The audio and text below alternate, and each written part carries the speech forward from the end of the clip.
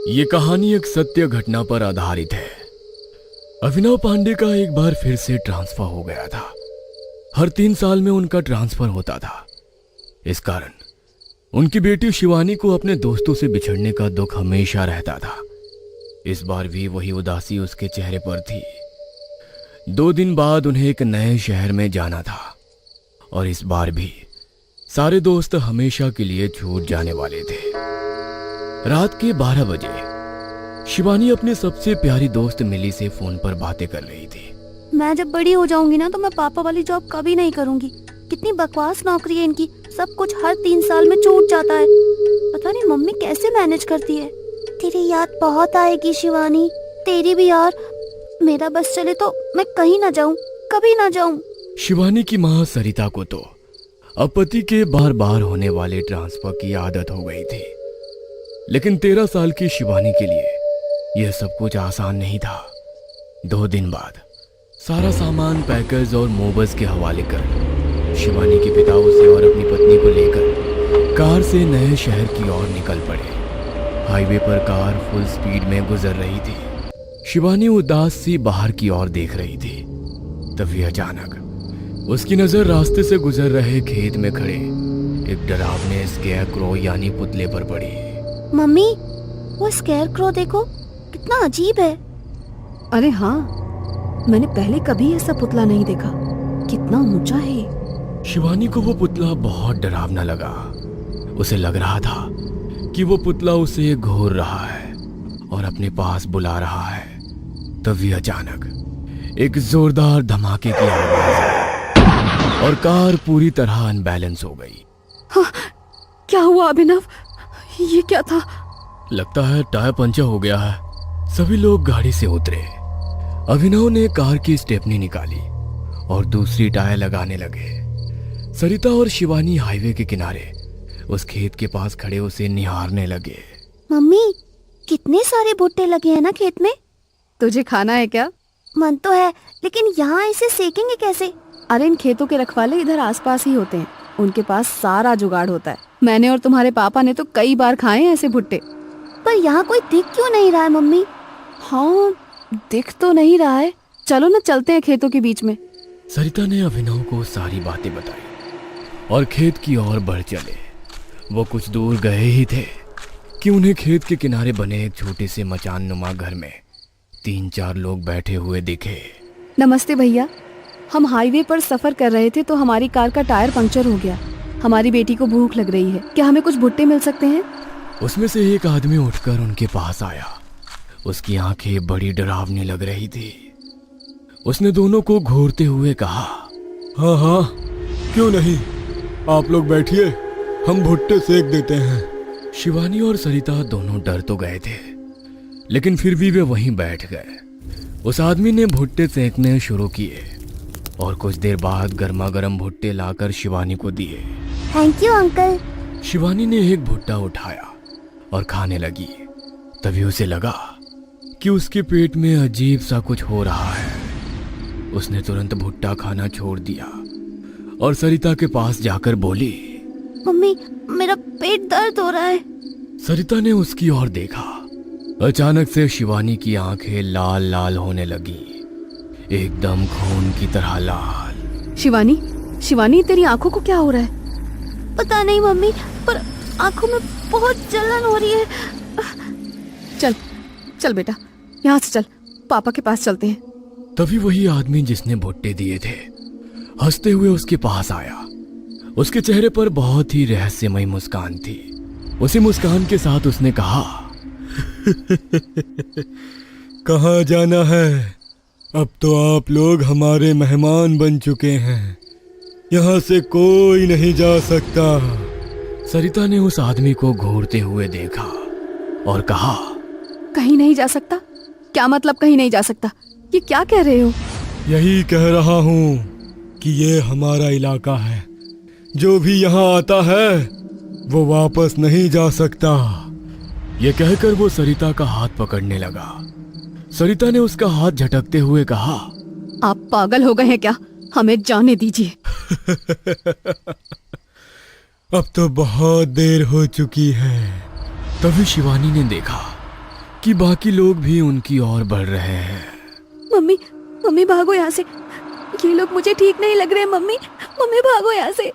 सरिता ने शिवानी की बात सुनी और उसका हाथ पकड़कर वहां से भागने लगी। वह भागती रही।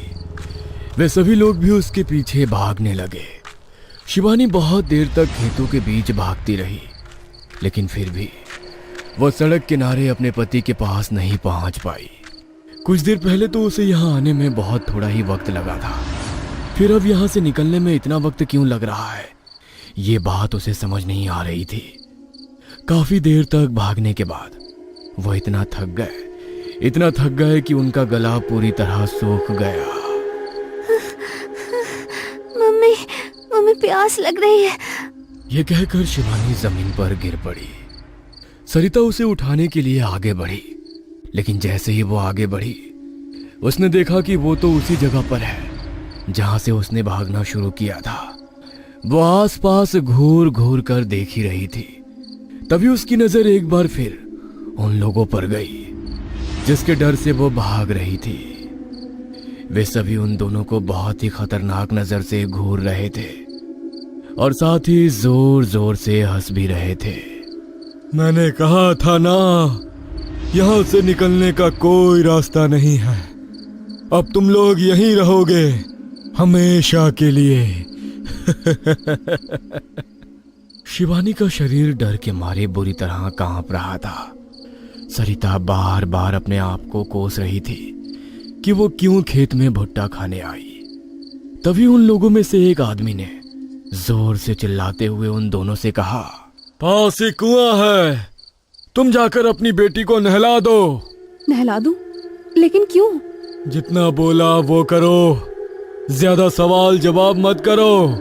सरिता के पास उन लोगों की बातों को सुनने के अलावा कोई चारा नहीं था। वो शिवानी को लेकर कुएं की ओर बढ़ने लगी। वह कुआं काफी गहरा था और बहुत ही पुराना। कुएं के अंदर काफी झाड़ियां उगाई थी, इसलिए कुएं का पानी बहुत ही कम दिख रहा था। माँ, इन लोगों ने मुझे नहाने के लिए क्यों कहा? मैं इस पानी से नहीं नहाऊंगी। इस कुएं के गंदे पानी से बिल्कुल नहीं नहाऊंगी मैं। लेकिन तभी शिवानी की नजर पास खड़े स्केयरक्रो यानी पुतले पर गई। वो उसे अब भी घूर रहा था। शिवानी उसे देखकर जोर से चिल्लाई, ये देखो, ये स्केयरक्रो यहाँ कहाँ से आ गया?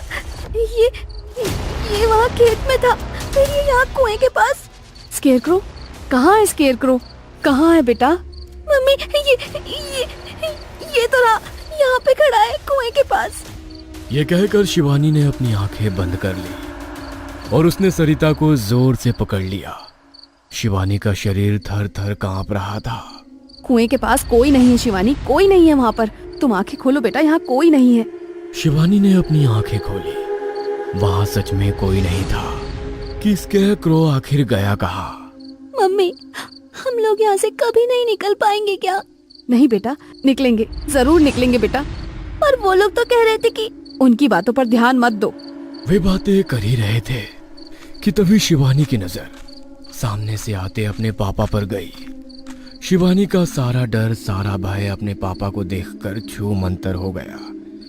अपने पापा को देखते ही, पापा आप आ गए पापा। उन लोगों ने हमें पकड़ लिया है पापा। किसने पकड़ लिया है? और तुम यहाँ क्या कर रही हो? तुम और तुम्हारी माँ तो भुट्टा खाने यहाँ आई थी ना? तब शिवानी ने रोते हुए अपने पापा को सारी कहानी बताई और अब तो जो जो बीता सब कुछ सुनाया। ओह, कहाँ है वो लोग? और तुम्हारी माँ कहाँ है? पापा, मम्मी तो यही है, यही तो खड़ी है मेरे पास। कहाँ शिवानी? कहाँ है मम्मी? यहाँ तो सिर्फ तुम हो अकेली।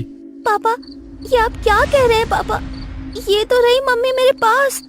ये कहकर शिवानी ने अपनी माँ की ओर अपनी उंगलियों से इशारा किया, लेकिन उसकी माँ तो वहां थी ही नहीं। शिवानी की आंखों में आंसू थे और उसका दिल डर से जोर जोर से धड़क रहा था। उसने फिर से अपने पिता को समझाने की कोशिश की, लेकिन अभिनव की आंखों में सिर्फ खालीपन था। शिवानी को अचानक महसूस हुआ कि कुछ अजीब हो रहा है। उसने अपने चारों ओर देखा।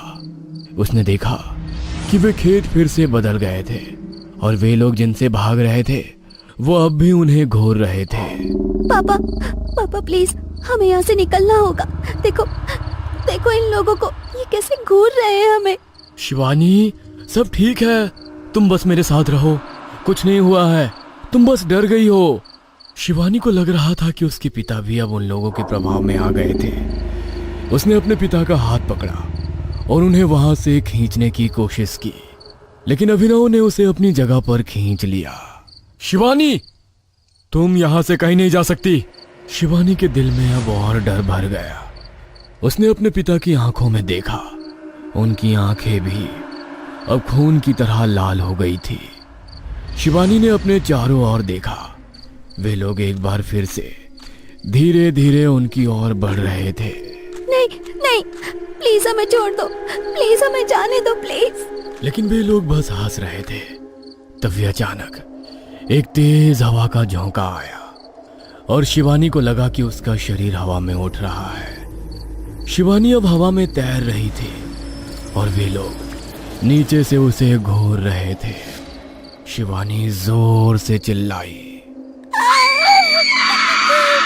लेकिन उसकी आवाज अब धीरे धीरे खामोश होने लगी थी। उसने अपनी आंखें बंद कर ली और प्रार्थना करने लगी। तभी अचानक उसने महसूस किया कि वो जमीन पर गिर रही है। उसने अपनी आंखें खोली और देखा कि वो अब भी उसी खेत में थी, लेकिन इस बार वहां कोई नहीं था, ना वे लोग, ना उसका पिता, ना उसकी माँ। शिवानी अकेली थी और उसे समझ नहीं आ रहा था कि ये सब क्या हो रहा था। उसने अपने चारों ओर नजर दौड़ाई। वो पुतला अब भी वहीं खड़ा था और उसे घूर रहा था। शिवानी ने हिम्मत जुटाई और उस पुतले के पास गई। तुम कौन हो और ये सब क्या हो रहा है? मेरे मम्मी पापा कहाँ है? वो सारे लोग कहाँ गए? पुतला उसकी ओर देखने लगा और फिर धीरे धीरे हंसने लगा। उसकी हंसी ने शिवानी के रोंगटे खड़े कर दिए। उसने पीछे हटने की कोशिश की, लेकिन उसके पैर मानो जमीन में धंस गए थे। तुम कभी यहां से नहीं जा सकोगे, ये जगह अब तुम्हारी कब्रगाह है। शिवानी की आंखों में आंसू थे और दिल में खौफ। उसने फिर से अपने चारों ओर देखा। सब कुछ धीरे धीरे गायब हो रहा था। उसे लग रहा था कि वो अब कहीं और जा रही है, एक ऐसी जगह जहां से वापस आना मुमकिन नहीं था। और फिर सब कुछ अंधेरा हो गया। अगली सुबह उस हाईवे पर एक कार खड़ी मिली जिसका टायर पंचर हुआ था। कार के अंदर कोई नहीं था, चारों ओर सन्नाटा था। कोई नहीं जानता था कि उस कार में सवार लोग कहां गए थे। शायद वे अब भी NH87 के किनारे उस रहस्यमयी खेत में फंसे हुए थे, हमेशा के लिए।